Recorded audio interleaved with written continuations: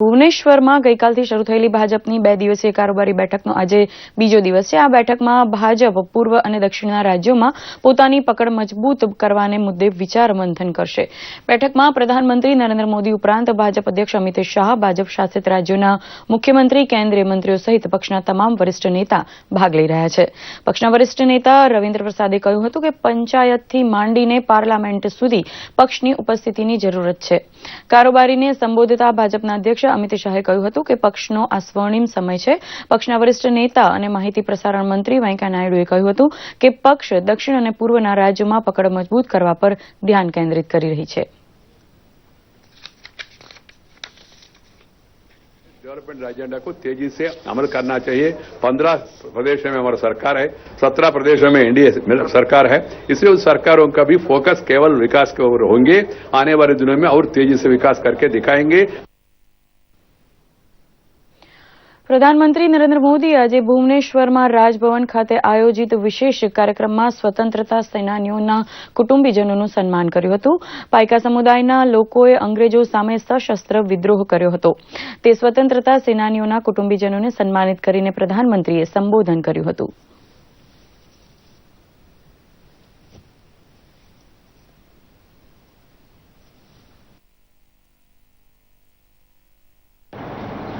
कि आज इतिहास का गौरवपूर्ण रूप से स्मरण किया गया है। मुझे खुशी इस बात की है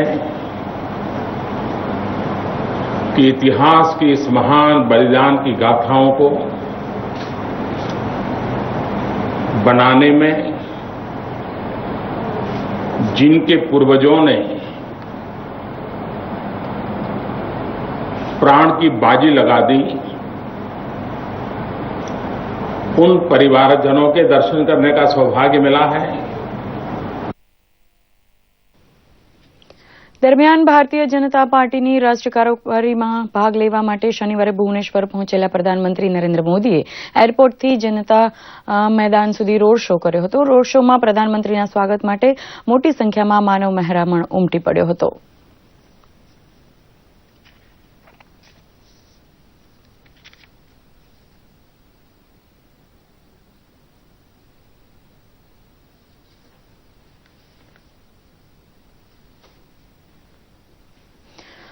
ભારતે પાકિસ્તાન પાસે કુલભૂષણ જાધવને ફરમાવવામાં આવેલી મૃત્યુદંડની સજા અને તેમની સામે દાખલ થયેલા આરોપનામાની પ્રમાણિત નકલની માંગણી કરી છે। ભારતીય દૂતાવાસના પ્રતિનિધિ કુલભૂષણ જાધવની મુલાકાત લઈ શકે તે માટેની મંજૂરી પણ માંગી છે। કુલભૂષણ જાધવ કેસમાં ભારતીય દૂતાવાસ મદદ કરી શકે તે દિશાનો સરકારનો આ 14મો પ્રયાસ છે। જાધવને ન્યાય અપાવવા અને તેમની મુક્તિ માટે પાકિસ્તાન ખાતેના ભારતીય રાજદૂત ગૌતમ બંબાવલે શુક્રવારે ઇસ્લામાબાદ ખાતે પાકિસ્તાનના વિદેશ સચિવ સાથે મુલાકાત પણ કરી હતી।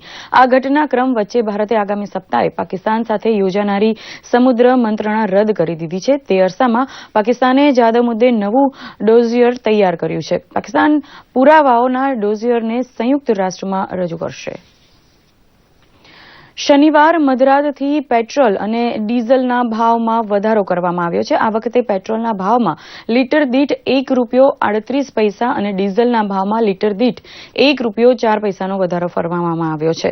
ક્રૂડ ઓઇલના આંતરરાષ્ટ્રીય ભાવમાં વધારો થતાં સ્થાનિક ભાવોમાં વધારો કરવામાં આવ્યો છે। ઓઇલ કંપનીઓએ અગાઉ પેટ્રોલ અને ડીઝલના ભાવમાં રોજિંદા ધોરણે વધઘટ કરવાની દરખાસ્ત પાઠવી ચૂકી છે। પાયલોટ પ્રોજેક્ટના રૂપમાં ઓઇલ કંપનીઓ હવે દેશના 5 શહેરોમાં રોજિંદા ધોરણે પેટ્રોલ ડીઝલના ભાવમાં વધઘટ કરવાની છે। આ પ્રયોગ સફળ રહેશે તો સમગ્ર દેશમાં તે પદ્ધતિ અમલી બનાવાશે। પ્રધાનમંત્રી નરેન્દ્ર મોદી આવતીકાલે બોટાદ ખાતે સૌની યોજના ફેઝ 2નું લોકાર્પણ કરશે। તેઓ જાહેર સભાને પણ સંબોધન કરશે।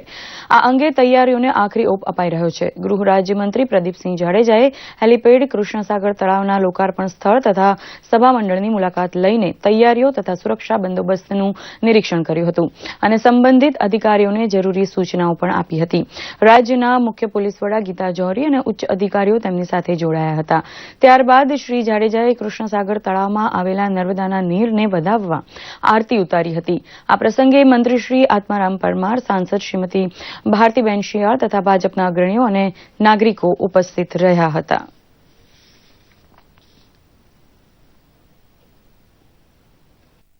સુરક્ષાની અંદર ક્યાંય કચાશ ન રહે અને લોકો આ જળ ઉત્સવ એ પોતે ઉત્સાહભેર ઉજવી શકે એના માટે સમગ્રતયા તમામ સુરક્ષાના મુદ્દાઓ એસપીજીના માર્ગદર્શન હેઠળ ગુજરાતની પોલીસ તંત્રએ સંપૂર્ણ રીતે પરિપૂર્ણ કર્યા છે, જેનું મેં આજે સ્થાનિક નેતૃત્વ અને પ્રશાસન સાથે મુલાકાત લીધી.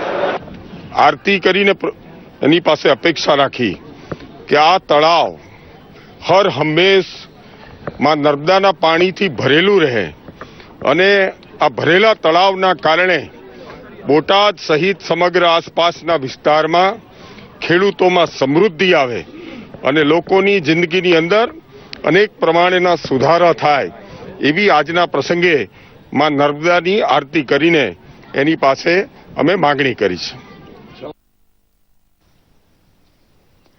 પ્રધાનમંત્રી નરેન્દ્ર મોદી આજે સાંજે ગુજરાતના પ્રવાસે આવી રહ્યા છે. પોતાના પ્રવાસ દરમિયાન પ્રધાનમંત્રી મોદી સુરત, તાપી, બોટાદ અને સંઘ પ્રદેશ દાદરા નગર હવેલીની મુલાકાત લઈ વિવિધ કાર્યક્રમોમાં હાજરી આપશે. ત્યારે તેમની સલામતીને મુદ્દે કોઈ કસર બાકી રખાઈ નથી. તો લોકલાડીલા પીએમના આગમન પહેલા જ લોકોમાં ભારે થનગનાટ જોવા મળી રહ્યો છે. રોજ પ્રધાનમંત્રી નરેન્દ્ર મોદીના આગમન પહેલા સુરતમાં થનગનાટ સ્પષ્ટપણે જોવા મળી રહ્યો છે. પીએમના આગમન પહેલા સમગ્ર શહેરને દુલ્હનની જેમ શણગારી દેવામાં આવ્યું છે. આ સાથે શહેરના ગૌરવ પથ ખાતે ન્યૂ ઇન્ડિયા થીમ પર લેસર શોનું આયોજન કરાયું હતું. તેમજ સ્વચ્છ Bharat, digital India, transforming India, Ujala સહિતની થીમનો પણ લેસર શોમાં સમાવેશ કરાયો હતો. प्रधानमंत्री जी जब सूरत में पधार रहे हैं तो लोगों का उत्साह इतना है कि लोगों ने ही ये सब शो किए हैं और शो में स्वच्छ भारत अभियान की बात है, स्टार्टअप इंडिया की बात है, स्टैंड अप इंडिया की बात है कि सबके जितने प्रोग्राम है प्रधानमंत्री जी के उनको लोगों में ज्यादा से ज्यादा फैलावा कैसे हो और लोग कैसे उसको जल्दी से जल्दी एडप्ट करें. પ્રધાનમંત્રી બન્યા બાદ પહેલી વખત સુરતની મુલાકાતે આવી રહેલા નરેન્દ્ર મોદીને આવકારવા માટે ભાજપ દ્વારા મેગા આયોજન કરાયું છે. પીએમ મોદી જ્યારે સુરત એરપોર્ટ પર આવશે ત્યારે તેમનું સ્વાગત કર્યા બાદ હજારો બાઇકર્સ દ્વારા રેલી કાઢવામાં આવશે. આ બાઇક ચાલકો પીએમને એરપોર્ટથી સુરત સર્કિટ હાઉસ સુધી લઈ જશે. આ સાથે 17મી એપ્રિલના રોજ પ્રધાનમંત્રી નરેન્દ્ર મોદી તાપીના વાલોડ તાલુકાના બાજીપુરા ગામે આવેલા સુમુલ ડેરીના સુમુલ પશુદાણ પ્લાન્ટનું ઉદ્ઘાટન કરી સભાને સંબોધશે. આ કાર્યક્રમમાં 3 લાખથી વધુ જનમેદની એકત્રિત થાય તેવી શક્યતા છે. ત્યારે સુમુલ ડેરી અને જિલ્લા વહીવટી તંત્ર કોઈપણ જાતની કચાશ ન રહી જાય તે માટે પૂરતી તૈયારીઓમાં જોતરાયું છે. નરેન્દ્રભાઈના સ્વાગત માટે હેલીપેડથી લઈને મંડપ સુધી માનવ સાંકળ ભારતીય જનતા પાર્ટી દ્વારા બનાવવામાં આવશે. સાથે સાથે આદિવાસી નૃત્ય મંડળીઓ પણ એમના સાંસ્કૃતિક કાર્યક્રમો કરશે અને વિશેષ કરી અમારી બહેનો ખૂબ ઉત્સાહિત છે. ત્યારે હજારોની સંખ્યામાં બહેનો માથા ઉપર કળશ લઈને નરેન્દ્રભાઈનું સ્વાગત માટે થનગની રહી છે. આ ઉપરાંત 17મી એપ્રિલના રોજ પ્રધાનમંત્રી મોદી બોટાદની પણ મુલાકાત લેશે. ગામ લોકો સાથે સિંચાઈ મંત્રી નાનુભાઈ વાનાણીએ નર્મદાના નીરને વધાવ્યા હતા. તો ગામની મહિલાઓએ ડેમમાં પાણી આવતા લાપસીના આંધણ મૂક્યા હતા અને ઢોલ નગારાના તાલે સૌ કોઈ ઝૂમી ઉઠ્યા હતા. સૌની યોજનાનું પાણી ભીમડાટ ડેમની અંદર આવ્યું. લોકોના ચહેરા ઉપર જે આપણે આનંદ જોઈ રહ્યા છીએ આ પાણી નથી પણ માં નર્મદા અને માં ગંગાનું અમૃત છે. એ રીતે ભીમડાતના ગ્રામજનો અત્યારે ઉત્સાહથી માં નર્મદાને અહીં વધાવી રહ્યા છે. દેશના પ્રધાનમંત્રી નરેન્દ્ર મોદી હોમ સ્ટેટ પધારી રહ્યા છે ત્યારે પ્રશાસન દ્વારા વૈવિધ્યતાપૂર્ણ કાર્યક્રમોનું આયોજન કરાયું છે. પીએમને આવકારવા લોકોમાં થનગનાટ જોવા મળી રહ્યો છે ત્યારે સુરક્ષા વ્યવસ્થા પણ જડબેસલાક ગોઠવવામાં આવી છે.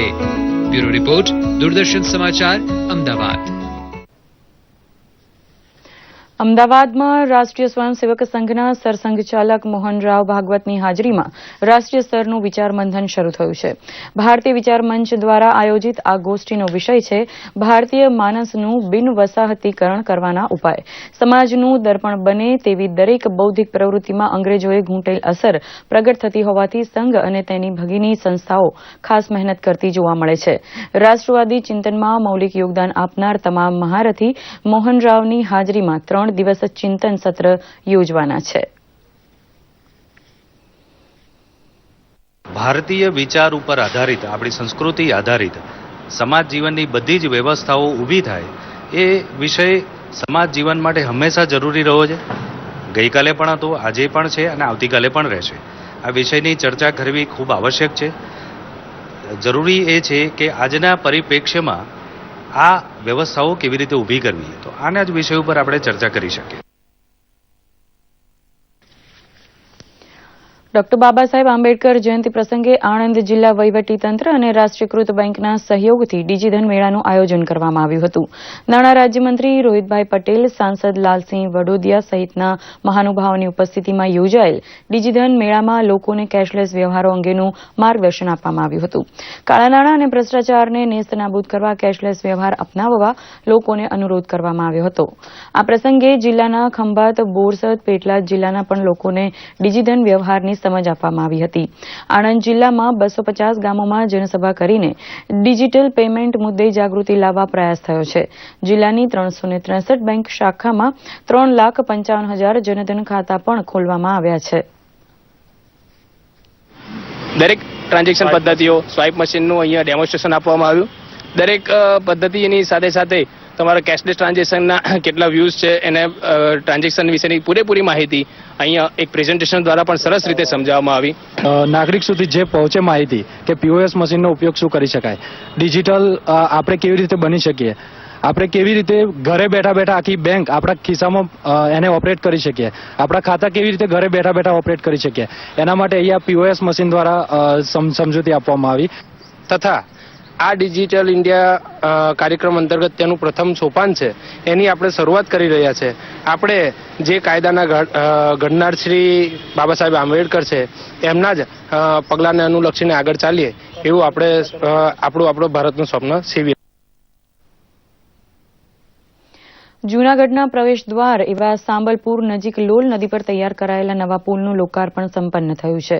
જિલ્લા પ્રભારી અને સિંચાઈ મંત્રી ચીમનભાઈ સાપરિયાએ પુલનું લોકાર્પણ કરતા જણાવ્યું હતું કે પુલ પહોળો થતાં અમદાવાદ, રાજકોટ તરફથી આવતા ટ્રાફિકને રાહત મળશે. સરકાર દ્વારા 4 કરોડ 3 લાખના ખર્ચે આ નવો પુલ બાંધવામાં આવ્યો છે. લોકાર્પણ કાર્યક્રમમાં જૂનાગઢના મેયર, ડેપ્યુટી મેયર અને મ્યુનિસિપલ કમિશનર પણ ઉપસ્થિત રહ્યા હતા. ત્યારબાદ શ્રી સાપરિયાએ મહાનગરપાલિકામાં તૈયાર થયેલા પંડિત દીનદયાળ ઉપાધ્યાય સભાખંડ નું પણ લોકાર્પણ કર્યું હતું.